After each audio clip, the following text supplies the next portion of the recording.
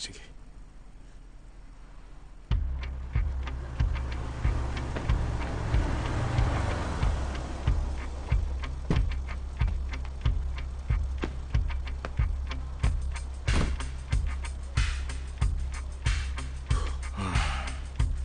Grabe ang kaba ko kaysa nung unang araw ko sa elementary.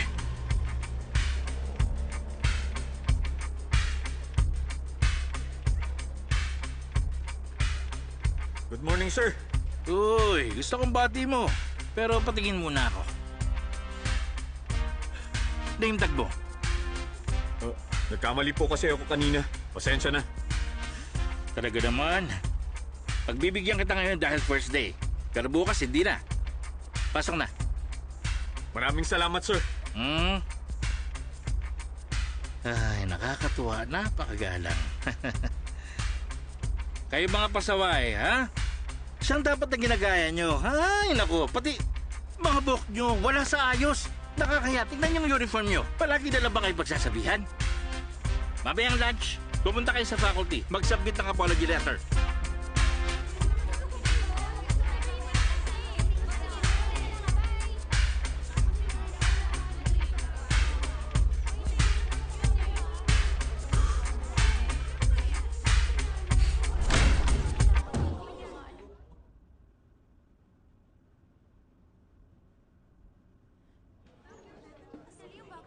Sandali lang, saan ba ako dapat maupo? Ngayon lang ako nag-high school kaya malay ko.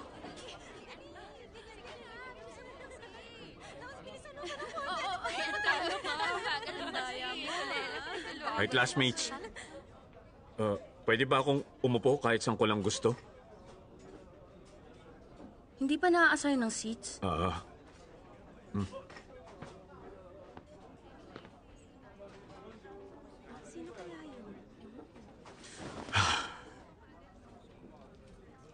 Ayos, magaganda na pala mga eskwelahan ngayon. Huh? Meron pang aircon. Pati air purifier. At yung mga bata, pare-pareho. Transfer student yata. Ang hot naman ang dating niya. Tama ka, hot nga siya. Parang pamilyar siya, no? Parang nakita ko na siya. Oo nga, parang pamilyar nga siya. Okay, quiet na. Sige. Sekyong. Ako nga pala si Chung Onche. Ako ang magiging homeroom teacher nyo. Nakita nyo na ako noon? Pagbutihin yung lahat sa buong school year.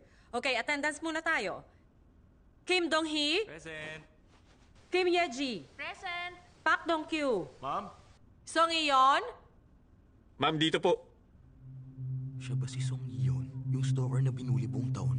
Tama, Song yun. Siya ba yung classmate natin? Song Yeon? Yung lampa? Palagi lang siyang nakayuko nun. Song Yeon? Yung lampa? Halos hanggang ilong yung natatakpan ng buhok niya. Oo, nagpakupit siya. Quiet, ano ba? Lee Sung-min? Ma'am? Choi Sekyong? Ma'am. Okay, ang pinaka-last, Hong Chae-min. Ma'am? Okay. Kahit first day ko yun, Mukhang malaki ang problema ng class natin. Sinabi mo pa. Sasabihin ko sa mama ko, okay, palipat ako sa ibang section. Alis na ako rito. Huwag naman. Last year, kasama ko na sa klase sina Yihon, Chemin at Sekyung. Tapos ito na naman. Tingin mo bakit magkakasama pa rin tayo? Tulungan niyo nga pala si Sekyung as interim class president. Okay? Sige.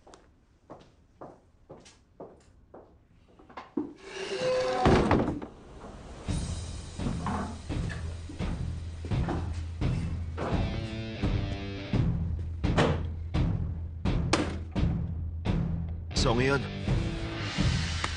wisit ka. Hindi mo pinansin yung mga text ko ah. Bakit? Namiss mo ba ako ng sobra? Ano? Sinadya ko talaga na hangarin mo akong makita. Hong Chemin.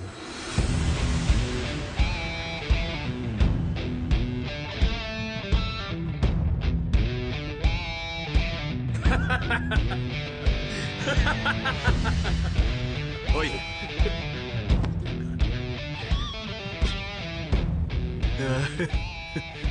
Bakit? May problema ba sa mata ko? Tumatawa ka? Tingnan mo, Chemin.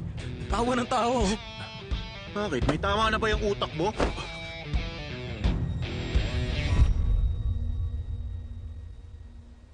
Oo, kasi umampas yung ulo ko nung nahulog ako eh. At dahil doon, nabuksan ang mga mata ko.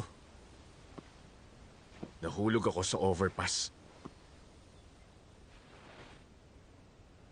Tinulak mo ako eh. Bakit ako ang sisisihin mo? Ikaw lang ang nandun. Dahil sa pambubuli mo, ikaw na rin ang tumulak sa akin. Mamamatay tao ka. Baliw ka talaga, no? Itiwan mo yan.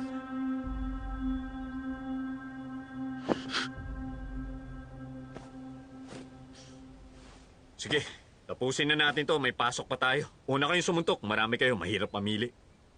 Mauna na ako.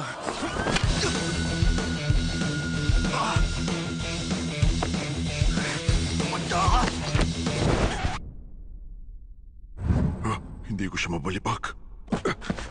Wala sanang panama to sa totoo kong katawan eh. Lakas ng loob mo, ha? Kinabahan ako nung sinabi mo mauna kaming sumuntok, ah. Kala ko tuloy ibang tao na yung kaharap namin. Kuya yun, sinubukan ka na ng tapang? Ano na, magmakaawa ka na sa amin. Sabi mo kaya mo masaktan. Laging linya mo.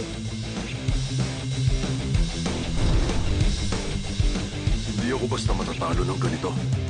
Ako yata si Kim Dokpal, ang number 2 ng Chilsung Gang!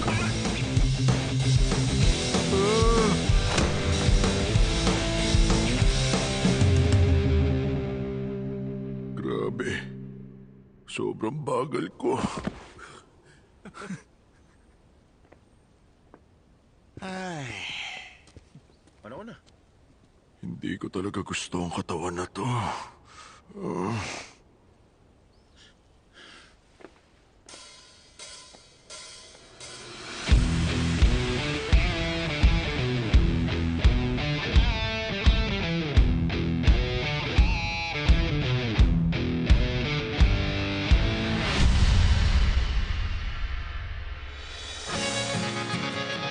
Wala kang laban sa mga yon. Ayusin kita.